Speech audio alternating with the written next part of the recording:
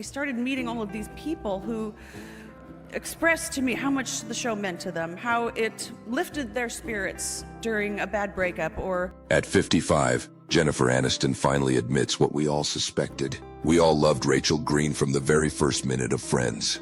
But what if the woman behind the iconic laugh and those legendary outfits has been hiding a devastating secret for decades? Her childhood was a nightmare. Her model mom was ice cold and constantly tearing her down. The scars are deep. So deep she even cut her mom out of her life for 15 years. And then there are questions in everybody's mind. Was Brad Pitt really the villain the media painted him as? Why did her fairy tale marriages crumble? And the one question that's haunted her for years, why couldn't she become a mom? We're going to uncover the side of Jennifer Aniston you never knew existed. Troubled childhood. Jennifer Aniston may be Hollywood icon now, but her childhood wasn't all glitz and glam. Born in California in 1969, her parents were actors with Greek roots. Life got a whole lot more exciting when her dad landed a role on a famous soap opera and the family moved to the heart of New York City. Jennifer loved the excitement of the city, but back home, things weren't so happy. Her parents started fighting, and she felt like it was somehow her fault. To try and make everyone smile, she'd be funny and goofy, and that's how she fell in love with acting. But the laughter couldn't fix everything. Her parents got divorced when she was just 9 years old, and her dad left for a while. It was a hard time for a little girl, and it made her question the whole idea of happily ever after. To add to the pressure, her relationship with her mom, Nancy, got complicated. Nancy cared a lot about how people looked, and Jennifer felt like she could never live up to those standards. She'd constantly hear things about taking care of herself or needing to wear makeup. That kind of criticism can really sting. Even years later, Jennifer Aniston could see where her mom was coming from. Being a single mom is tough, constantly working, always worrying about money to support her kids. In a way, Jennifer understood that those critical comments about her looks came from a place of love. "My mom wasn't trying to be mean," Jennifer explained. It was just how she was raised. Growing up, Jennifer occasionally visited her dad in Los Angeles. He was a star on the soap opera Days of Our Lives.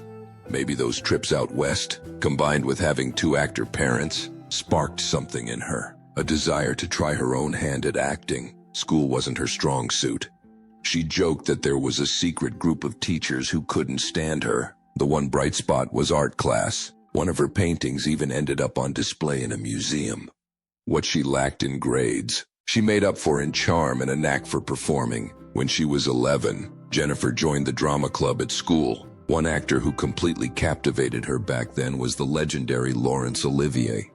She was obsessed, dreaming that maybe, just maybe, she'd get to work with him one day. When he passed away, Jennifer was heartbroken. But then, a little twist of fate. When Jennifer was around 13, her dad got her a tiny part on his soap opera. It was just a quick scene as an extra, but even getting shuffled around on set felt exciting. On the way home from the set that day, Jennifer's dad let her in on a little secret. Turns out, the only reason she'd even been in front of the camera was because another girl, another extra, had been bumped to make room for her. Jennifer was mortified, feeling terrible that her small moment in the spotlight had come at someone else's expense. That was Jennifer's first taste of the harsh reality of show business. Nothing is handed to you on a silver platter. You have to fight for your chance. After graduating high school, she dove deeper into the world of acting, attending Manhattan's famous LaGuardia High School of Music and Art and Performing Arts. When her dad found out, he was worried. He'd seen the ups and downs of the industry firsthand, and he didn't want Jennifer's heart broken by all the rejection. Still, Jennifer was excited when she was finally able to move out of her parents' place. Her relationship with her mom, Nancy, had its ups and downs, and she was ready for a fresh start. Sadly, things with her mom would get even rockier later on. But for that moment, Jennifer was focused on spreading her wings and chasing her own dreams. First steps in acting.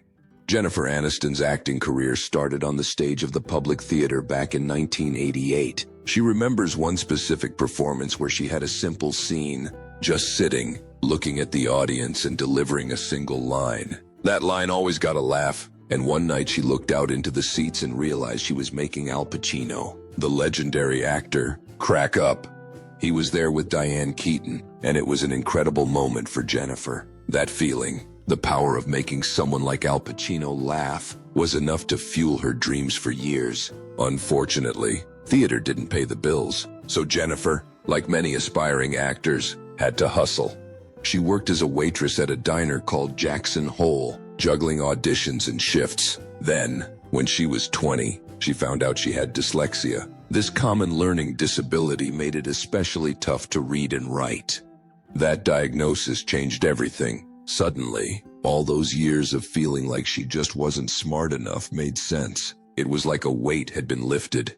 Jennifer wasn't alone. Even in Hollywood, stars like Keanu Reeves share the same struggles with dyslexia. Sadly, her very first film role was so tiny that she didn't even get her name in the credits. It was a sci-fi adventure flick called Mac and Me, but it was a start, a little stepping stone on a much bigger journey. The next year, Jennifer found herself promoting Nutrisystem on The Howard Stern Show. Theater roles were drying up, and after 2 years in New York, she made the big move to Los Angeles.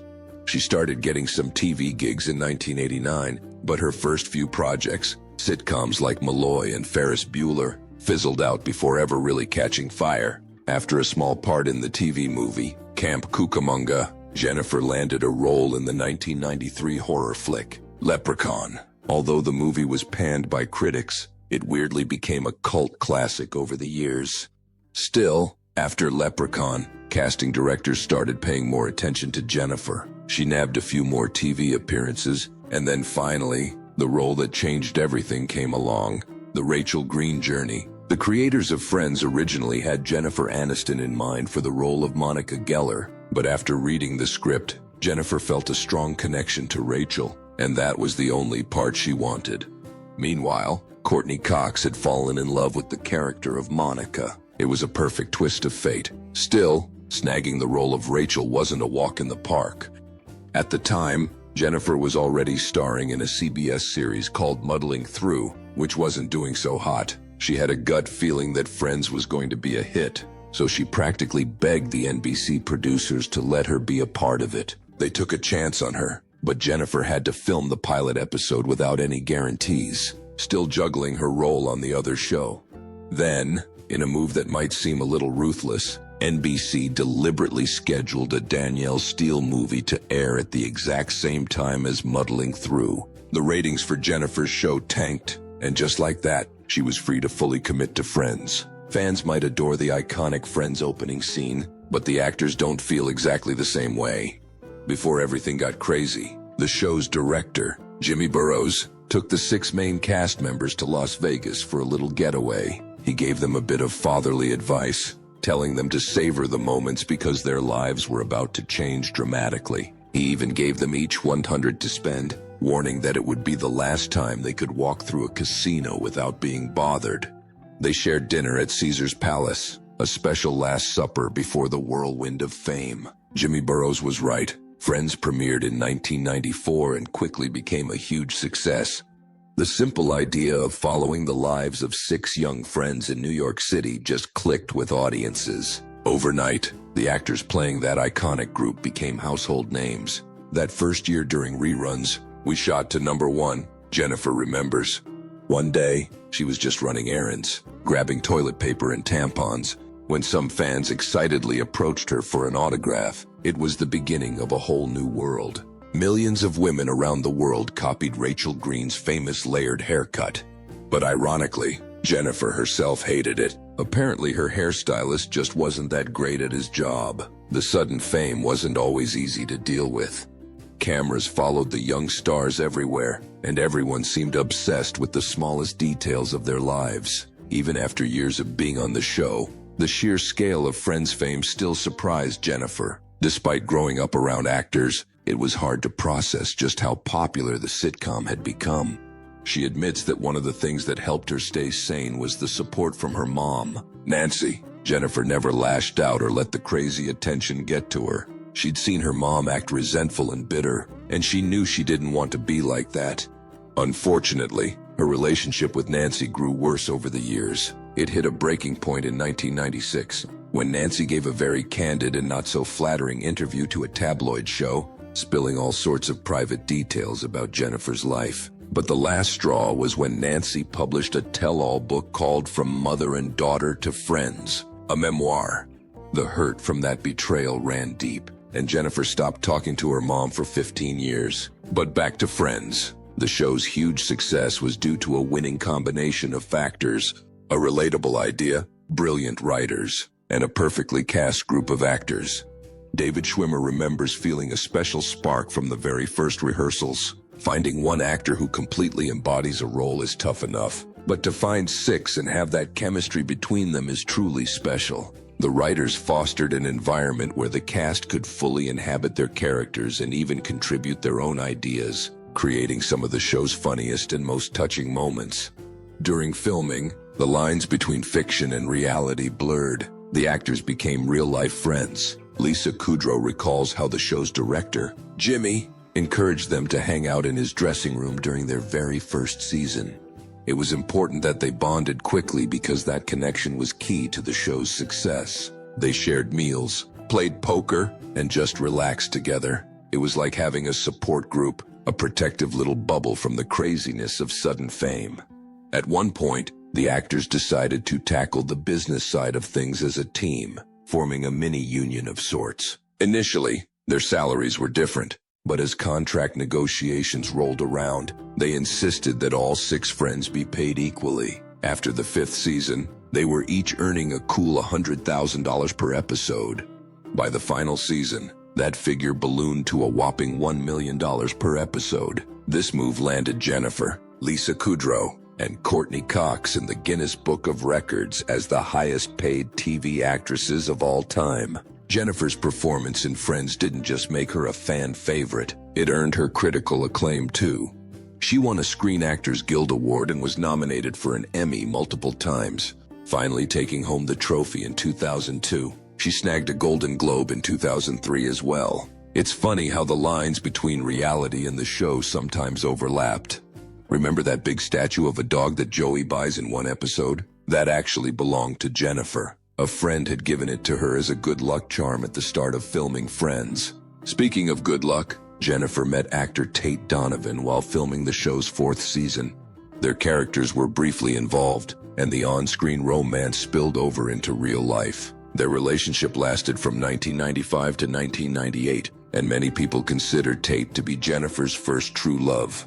There were rumors they were even engaged, but the wedding prep stalled, and eventually, they decided to break things off. Even with her busy friend's schedule, Jennifer still found time to squeeze in some movies. Sadly, not all of them were winners. Her role in the 1996 film She's the One actually earned her a Golden Raspberry nomination for Worst New Star. Because of her success on Friends, she was mostly offered comedic roles in films like Dream for an Insomniac and Till There Was You. Her first big break in a non-comedic movie came in 1997 with the romantic dramedy Picture Perfect. The film itself got mixed reviews, but Jennifer's performance was praised.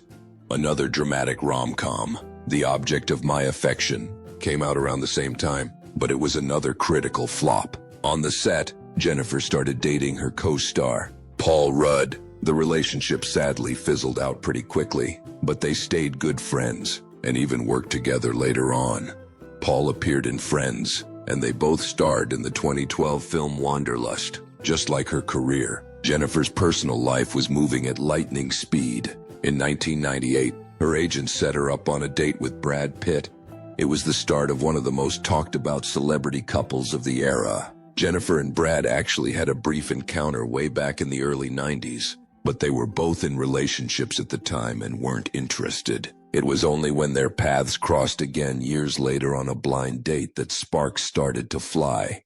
They moved quickly, but waited a year before confirming they were an item. Their first public appearance as a couple was at the Emmy Awards in September 1999. A few months later, they were spotted rocking out at a Sting concert, and that's when everyone got a glimpse of the engagement ring on Jennifer's finger, a ring designed by Brad himself.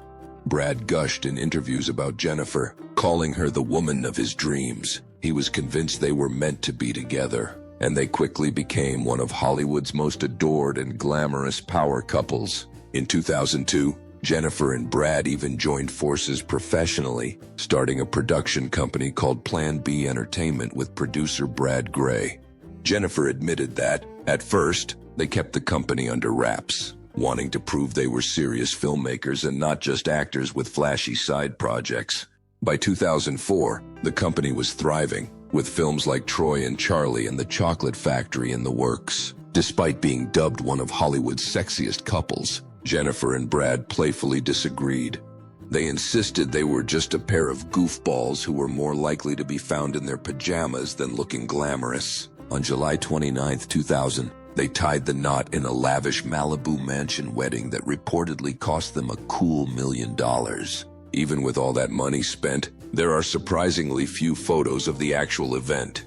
Guests remember being surrounded by 50,000 flowers and a dazzling $20,000 fireworks display. Their wedding vows were lighthearted. Jennifer promised to keep Brad's favorite banana smoothie on hand, and he vowed to master the thermostat. Sadly, Jennifer didn't invite her mom to the wedding, not wanting any family drama to ruin her special day.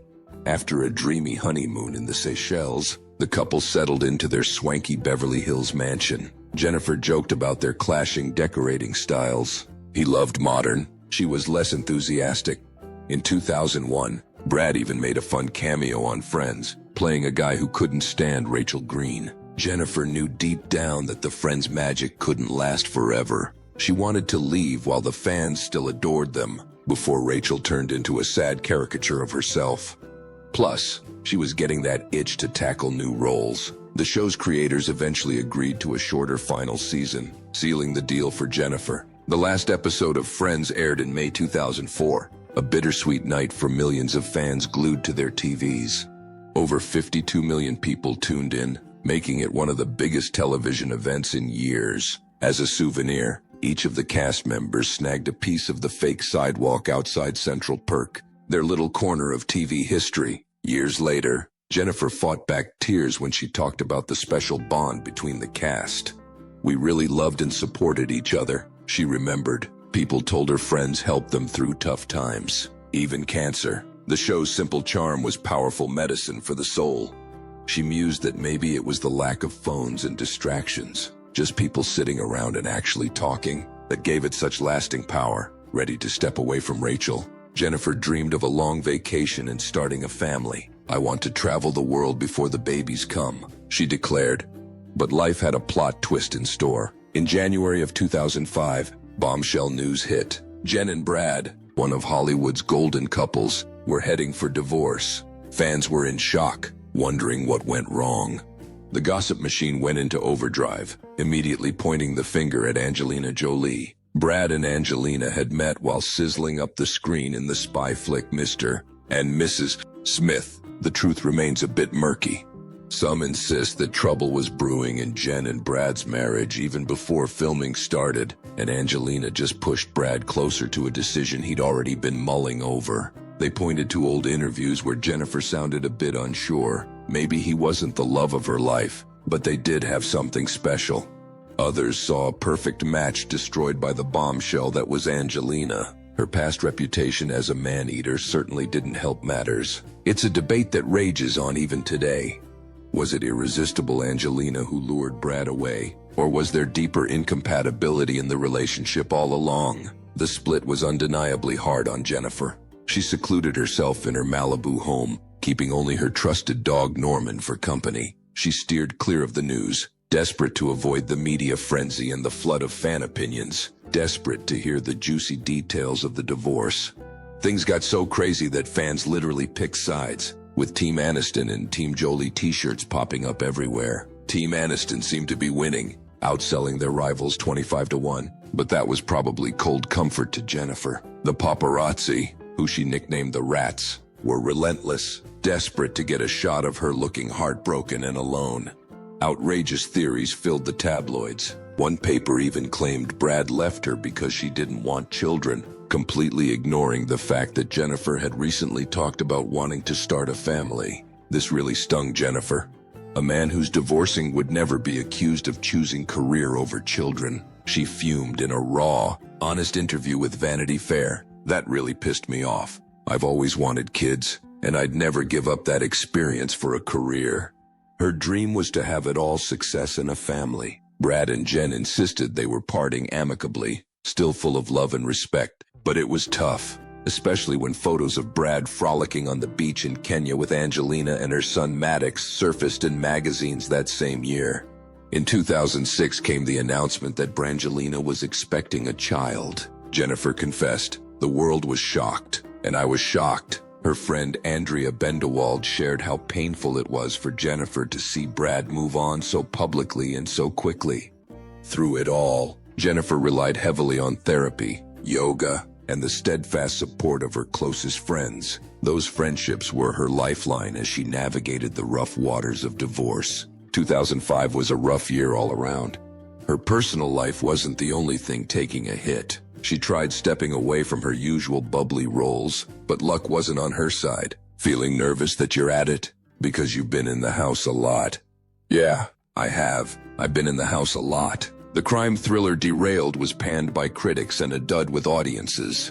The drama rumor has it suffered a similar fate, bad reviews and a total box office flop. Things started looking up a bit in 2006 with the dramedy The Breakup. It was ironic. Her character was struggling with her relationship, eerily echoing her own life. Critics weren't fans, but the film resonated with viewers and did well financially. She even snagged a Teen Choice Award with her co-star Vince Vaughn for their on-screen chemistry. That sparked a real-life romance. Fans dubbed them Vaughnistan and drew comparisons to Brangelina. Unfortunately, the relationship fizzled out. Jennifer rebounded in 2008 with none other than musician John Mayer. According to Mayer, it was more than just a casual fling. He had real feelings for her, but apparently those feelings weren't strong enough to keep him faithful. He cheated while on vacation in Mexico, and Jennifer was understandably crushed when she found out.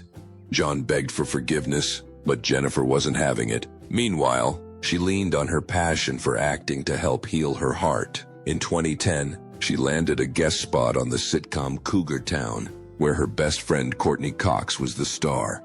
The two remained incredibly close, even after Friends ended. Jennifer even became godmother to Courtney's daughter, Coco. They've both been through their fair share of failed marriages and career ups and downs, but their friendship remains a constant source of support.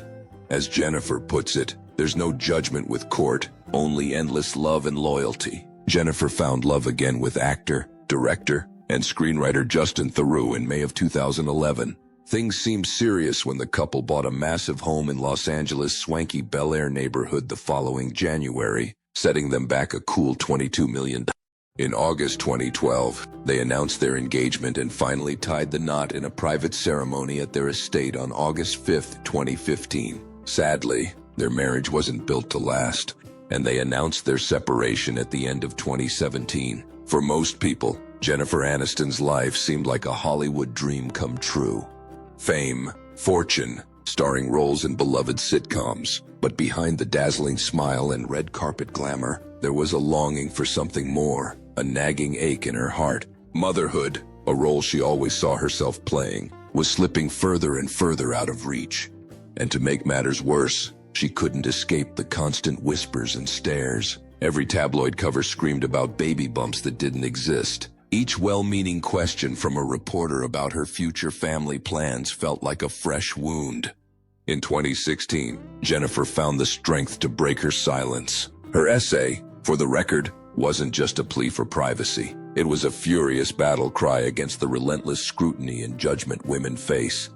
The way I am portrayed by the media is simply a reflection of how we see and portray women in general, she wrote, her words filled with both frustration and raw vulnerability. Years later, in a heart-wrenching interview with Allure magazine, Jennifer lifted the veil on an even more painful layer of her story. The baby rumors, the constant speculation. She'd endured it all with heartbreaking silence while desperately trying everything in her power to start a family.